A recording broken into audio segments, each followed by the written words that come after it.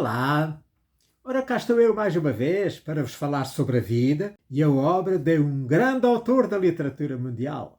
O meu nome é Sebastião Barata e hoje vou falar-vos de João Ubaldo Ribeiro, que foi um jornalista, escritor e tradutor brasileiro, nascido em Itaparica, na Bahia, em 1941 e falecido em Rio de Janeiro em 2014. As suas obras mais conhecidas são os romances Sargento Getúlio, O Sorriso do Lagarto e Viva o Povo Brasileiro, que li nesta semana.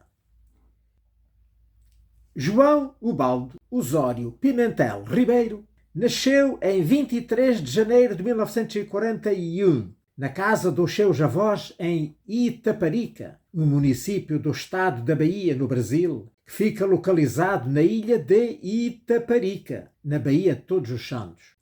Era filho de Manuel Ribeiro, advogado de renome na capital baiana, que veio a ser o fundador e diretor do curso de Direito da Universidade Católica de Salvador, e de Maria Filipa Osório Pimentel.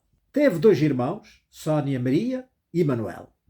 Foi criado até aos 11 anos em Aracaju, capital do estado do Sergipe, onde o seu pai trabalhava como professor e político.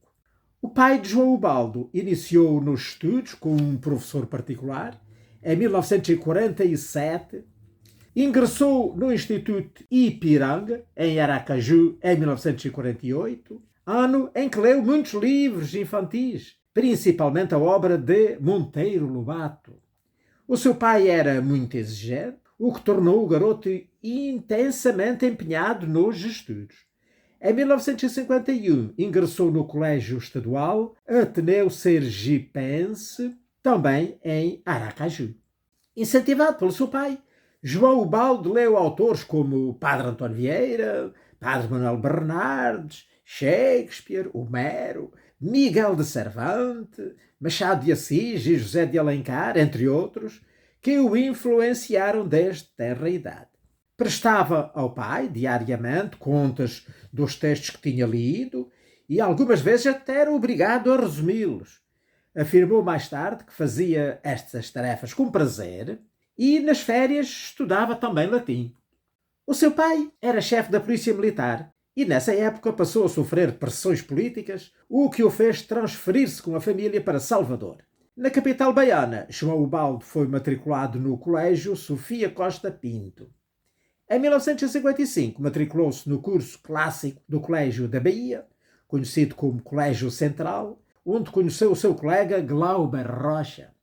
João Ubaldo estreou-se no jornalismo em 1957, trabalhando como repórter no Jornal da Bahia, tendo-se depois transferido para a Tribuna da Bahia, onde foi colunista, editorialista e editor-chefe.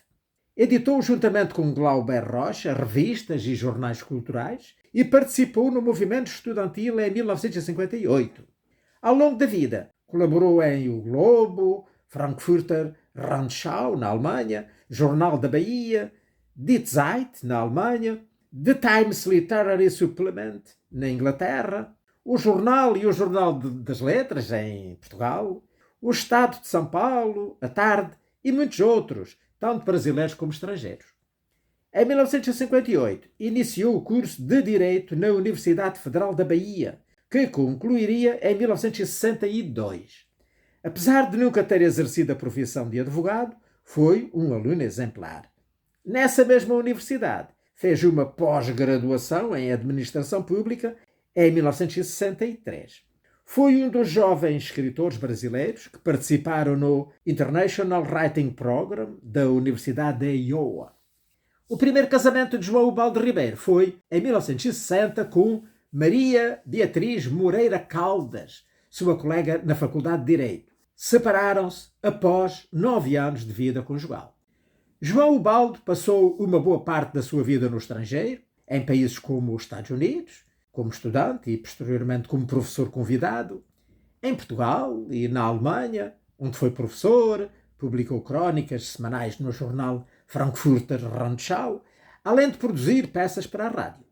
Em 1964, partiu para os Estados Unidos através de uma bolsa de estudos conseguida junto da Embaixada Norte-Americana para fazer o mestrado em Administração Pública e Ciência Política na Universidade da Califórnia do Sul. Voltou ao Brasil em 1965 e lecionou Ciências Políticas na Faculdade de Filosofia da Universidade Federal da Bahia e na Escola de Administração da Universidade Católica de Salvador. Foi professor durante 6 anos, mas, insatisfeito com a experiência, desistiu da carreira académica em 1971 e voltou ao jornalismo.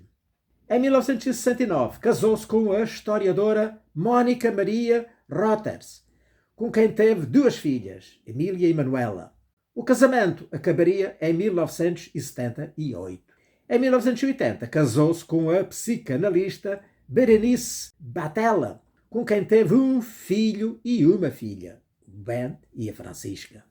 Participou em Cuba no júri do concurso Casa das Américas, juntamente com o crítico literário António Cândido e o ator e dramaturgo Gianfrancesco Guarnieri.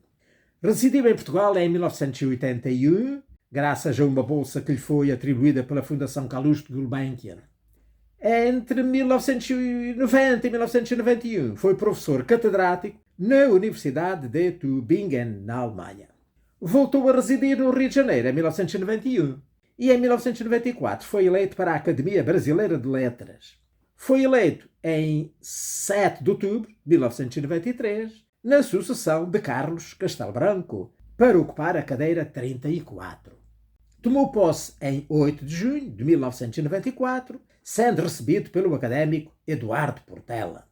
No mesmo ano de 1994, João Ubaldo participou na Feira do Livro de Frankfurt, na Alemanha, onde recebeu o prémio Anna Seghers, concedido somente a escritores alemães e latino-americanos.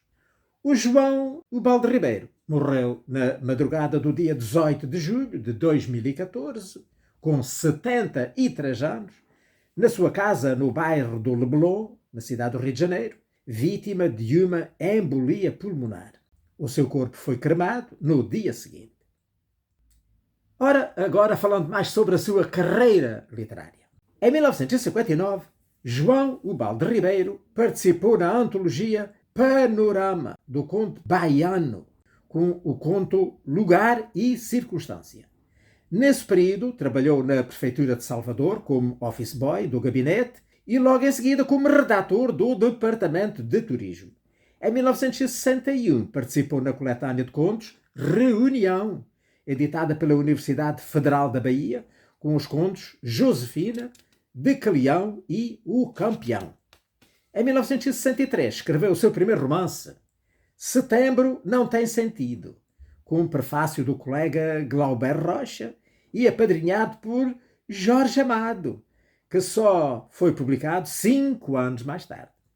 Em 1971 foi lançado o romance Sargento Getúlio, que garantiu a João Ubaldo o prémio Jabuti, em 1972, concedido pela Câmara Brasileira do Livro na categoria Revelação de Autor.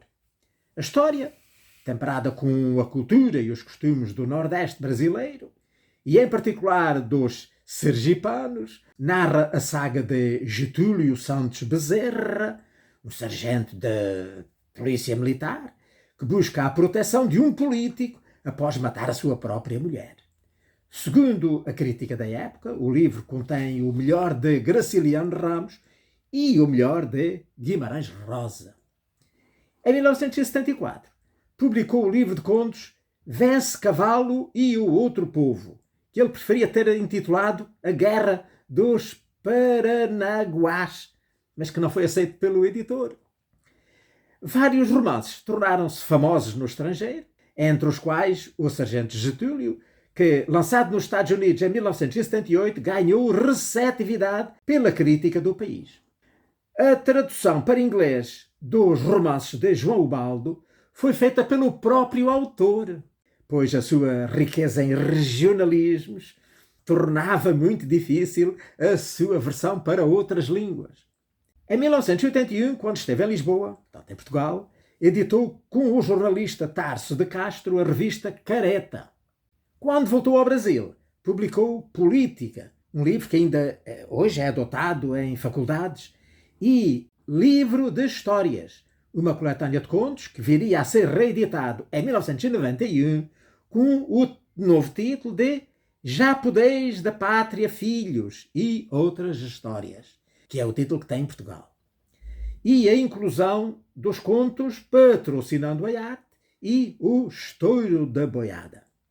Nesse mesmo ano, iniciou colaboração no jornal O Globo. A sua produção jornalística dessa época foi reunida em 1988 no livro Sempre aos Domingos. Em 1982, participou no Festival Internacional dos Escritores em Toronto, no Canadá. Nesse ano, iniciou o romance Viva o Povo Brasileiro, a que começou por dar o título Alto lá, meu general, que foi editado em 1984 e recebeu o prémio Jabuti pela segunda vez, na categoria de romance, e também o Golfinho de Ouro, do Governo do Rio de Janeiro. Portanto, eu andei a ler o livro esta semana e, portanto, espero ainda poder falar-vos dele lá mais à frente.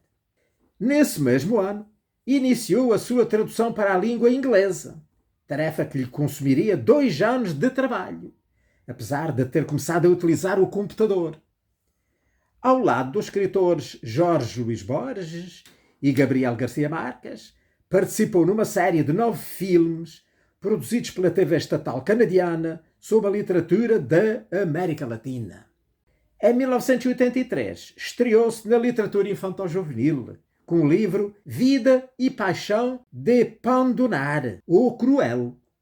Em 1989, lançou o romance O Sorriso do Lagarto, que aborda temas como a ambição humana, o amor e as ameaças do mundo moderno, numa história cheia de traições e de mistérios. A sua segunda experiência na literatura infantil-juvenil ocorreu em 1990 com o livro A Vingança de Charles Tiburon. Entre 1990 e 1991 foi professor catedrático na Universidade de Tübingen, na Alemanha, como já disse, a convite do Instituto Alemão de Intercâmbio. Ali escreveu para o já citado Frankfurter Rundschau. Regressando em 1991 ao país de origem, fixou-se no Rio de Janeiro. Em 1994 lançou o livro de crónicas Um Brasileiro em Berlim, sobre, portanto, a sua estadia naquela cidade. Publicou em 1997 o romance O Feiticeiro da Ilha do Pavão. Nesse ano, antes da publicação desse romance, foi hospitalizado com fortes dores de cabeça devido a uma queda que sofreu. Em 1999, foi publicado o romance A Casa dos Budas Ditosos.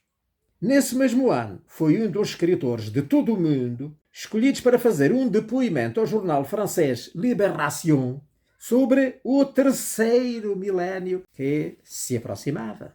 Outro campeão de vendas foi o romance O Albatroz Azul, que saiu em 2009, no qual conta a história de Tertuliano, herdeiro de um proprietário de terras que teve filhos com 2 irmãs.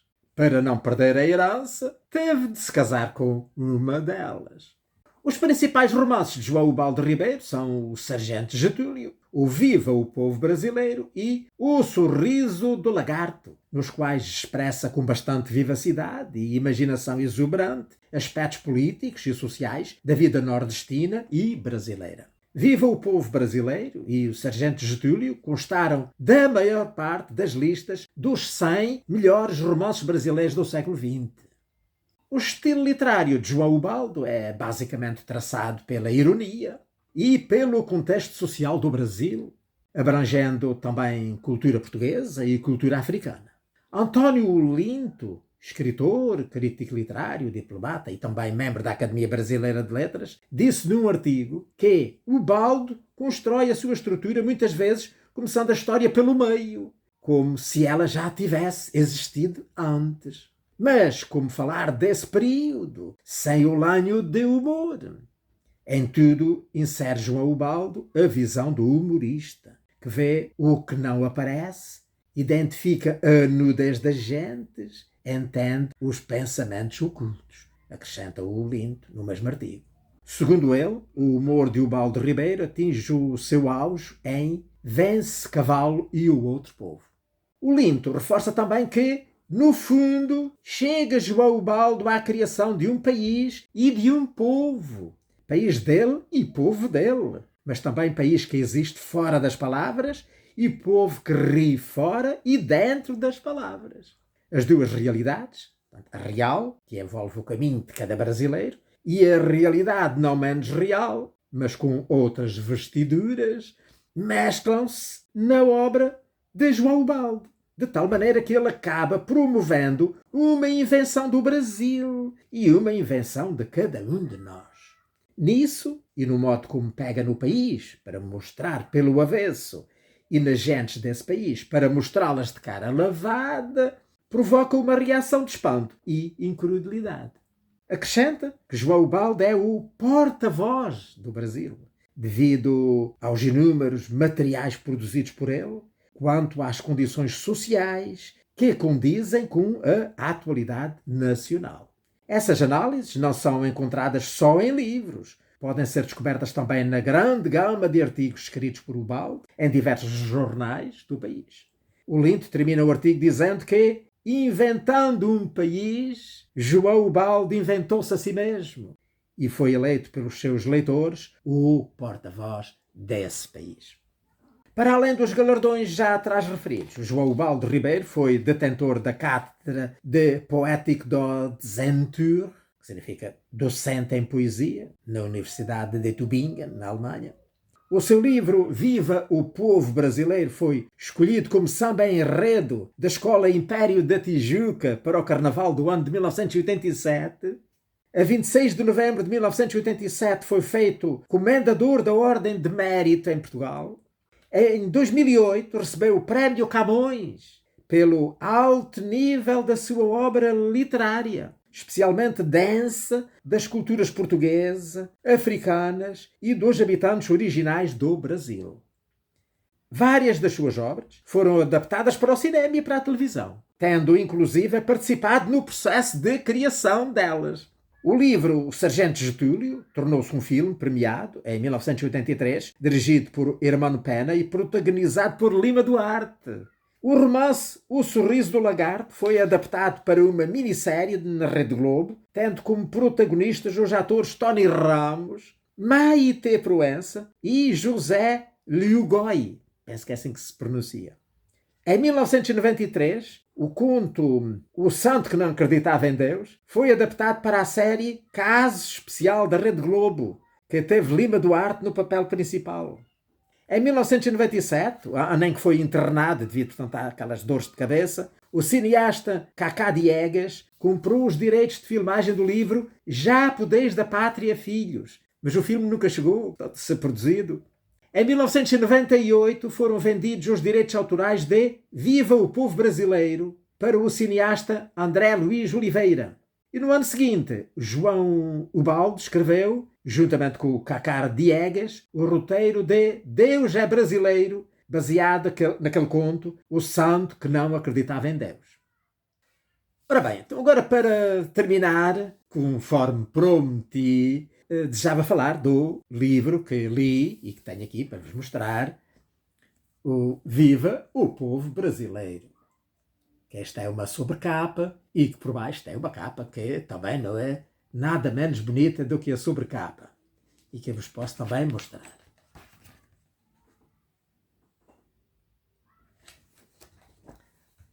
Ora, Viva o Povo Brasileiro é um livro que aborda a constituição da identidade brasileira.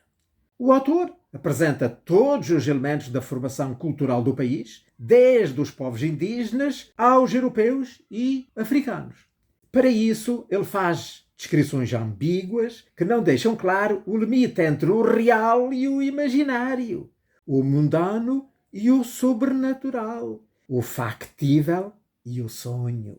Além disso, contrapõe a história dos vencedores, aquela que está registada nos livros e nas certidões, com a dos vencidos, portanto, que é transmitida pela oralidade. Com uma narrativa muitas vezes poética, o Baldo Ribeiro deixa a cargo do leitor interpretar o que realmente aconteceu. O romance, focado no recôncavo baiano, percorre quase 4 séculos de história, desde o início da colonização portuguesa, no século XVI, até ao século XX, centrando-se sobretudo no século XIX e no período que se seguiu à independência do Brasil. A obra aponta a natureza cíclica da história, bem como a projeção dos acontecimentos do âmbito pessoal para o âmbito coletivo de um povo. É a história de todo o Brasil, desde o tempo da regência de Dom Pedro e da invasão holandesa, até ao período da ditadura militar, centrada numa pequena comunidade da ilha de Itaparica.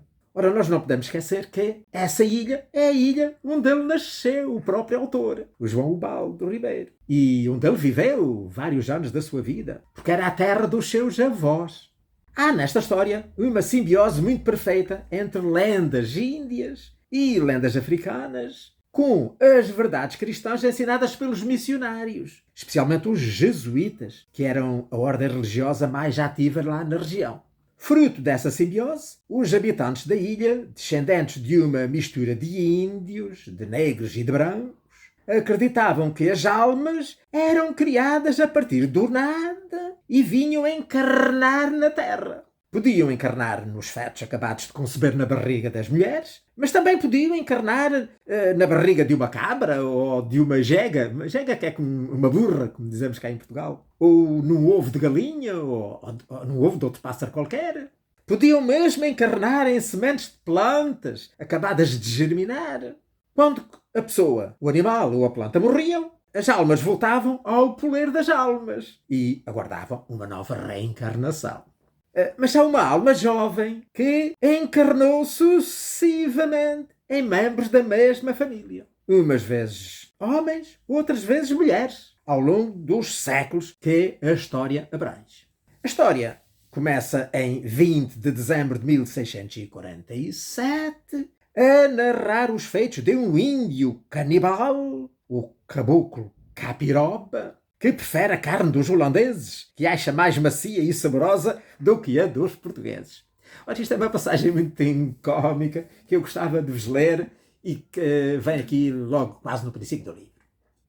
O caboclo Capiroba apreciava comer holandeses. De início não fazia diferença entre holandeses e quaisquer outros estrangeiros que aparecessem em circunstâncias propícias, até porque só começou a comer carne de gente depois de uma certa idade, talvez quase 30 anos. E também nem sempre havia morado assim, no meio das brenhas mais fechadas e dos mangos mais traiçoeiros, capazes de deixar um homem preso na lama até às virilhas o tempo suficiente para a maré vir afogá-lo lentamente, entre nuvens cerradas de baruins e conchas anavalhadas de sururus. Isto só aconteceu depois dos muitos estalidos, zumbidos e assovios que sua cabeça começou a dar, no ver de alguns porque era filho de uma índia com um preto fugido, que a aldeia acolheu, o qual, de medo, nunca saiu de casa, a não ser pela noite para se mudar quando era preciso, tendo, por essa razão, desenvolvido uns certos parentescos com morcegos e bacuraus e deixado de enxergar à luz do dia.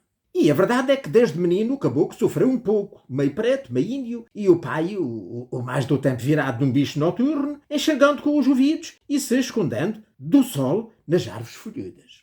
Mas os estalidos, zumbidos e assovios, bem como o grande esquentamento que lhe incinerava o juízo e provocava nele os comportamentos mais estranhos já vistos, apareceram pela primeira vez logo após a chegada dos padres, os quais vieram com a intenção de não sair e passaram a chamar todo aquele povoado e suas terras de Redução. Nada se deu de supetão, mas a cada dia na Redução o caboclo se via mais infernado pelos estalidos, zumbidos e assovios, que muitas vezes entravam em erupção a um só tempo como uma orquestra de diabos, durante a doutrina da manhã ou durante a doutrina da tarde, ou ainda qualquer ocasião em que um dos padres estivesse falando, o que era quase sempre.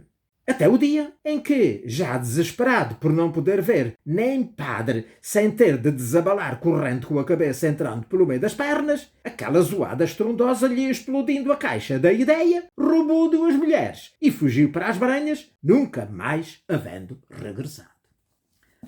Portanto, uma passagem muito interessante. Nessa altura, a referida alma, de que vimos falando, encarnou na barriga de uma filha desse caboclo que acabava de conceber de um holandês que estava cativo a engordar, assim como fazemos com os porcos, não é? Até ter condições para ser comido pela família. O último em que a alma depois viria a encarnar é um general que morre com 100 anos no período da ditadura militar. Uma das personagens centrais do romance é Maria da Fé, que funda a Irmandade do Povo Brasileiro, com o intuito de equilibrar a cruel balança do poder. Não é propriamente uma associação, um partido ou uma organização de guerrilha. Começou com umas reuniões no moinho abandonado, mas não tem sede. Maria da Fé dirige um grupo de guerrilheiros que passa pelo período do Império e depois pelo da República, sempre lutando contra os regimes, que estavam sempre ao lado dos ricos e dos poderosos.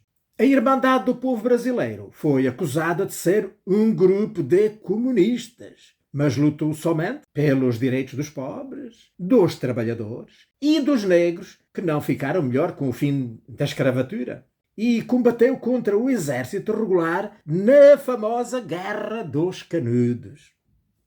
Há uma história de amor, mais mística do que física, entre Maria da Fé e Patrício Macário, o filho rebelde que foi forçado pelo pai a seguir a carreira militar e que chegou a general, mas que esteve sempre ao lado do povo. Uma sobrinha neta organizou uma grande festa para celebrar o centenário do tio Teco, como lhe chamavam, no dia 10 de março de 1939. Para terminar, eu gostava então de vos ler uma passagem que relata os últimos momentos da sua vida. Da vida lá do tio Teco, o Patrício Macário, o general. Portanto, na tarde desse mesmo dia do seu centenário. Ora então, depois da manhã terem ido à missa, terem sido uma grande festa, um grande almoço, a família reuniu-se, ali à volta dele, sentado lá na sua poltrona, e ele começou a falar e disse: "Não posso morrer antes de garantir", disse, levantando a cabeça sem olhar para lugar algum, "que o povo brasileiro não está só. Não porque tenha aliados, pois só quem tem aliados são os governantes, mas em razão de uma causa comum a todos os homens. Por mais que não pareça assim, mesmo porque o mal existe. Mas o espírito do homem também existe, não como uma quimera, como algo inventado por necessidade. Tudo mais se inventou por necessidade. E a única coisa que não se inventou por necessidade, embora seja a única que por necessidade existe, é o espírito do homem. O espírito do homem é universal e aspira à plenitude e à graça. Tem como causa comum a todas as suas consciências essa aspiração, que se traduz na paz final de existir, sem que se veja a existência. Existir como essência, só existir, porque o espírito do homem anseia a perfeição, que é o bem. Curvou a cabeça para o lado e continuou a falar como se apenas suspirasse e somente o ar insonoro lhe modulasse o pensamento. Ninguém mais pôde ouvir o que ele disse. Muitos até julgaram que dormia, movendo os lábios. Mas ele falou ainda um pouco. Disse que o espírito do homem venceria e, portanto, o povo venceria. Respirou fundo, fez um ar de riso, acenou com o indicador para o meninote que o olhava tão penduradamente desde que começara a falar, pediu-lhe que se aproximasse o mais possível. "Vou-lhe dizer uma coisa por enquanto inútil", cochichou. "Talvez para sempre, porque posso ser um velho caduco e não saber. Psiu. Você não vai poder ser tudo depois que for você. Psiu. Entendeu? Parece bobagem, mas não é. Temos de ser tudo, mas antes temos de ser nós. Entendeu? Como é seu nome? Tudo, tudo, tudo, tudo. Psiu! Viva o povo brasileiro! Viva nós! Empertigou o pescoço, cruzou os braços, fechou os olhos, inspirou mais fundo do que da outra vez, manteve os pulmões estufados alguns segundos e de repente soprou como quem sopra a fumaça de um cigarro e não se mexeu mais. E pronto, por aqui fico. Espero que tenham gostado desta conversa de hoje sobre o grande mestre brasileiro João Ubaldo Ribeiro. Espero que Deus me dê vida e saúde para cá voltar na próxima semana para vos falar sobre a vida e a obra de outro grande autor da literatura mundial. Ora, passem muito bem!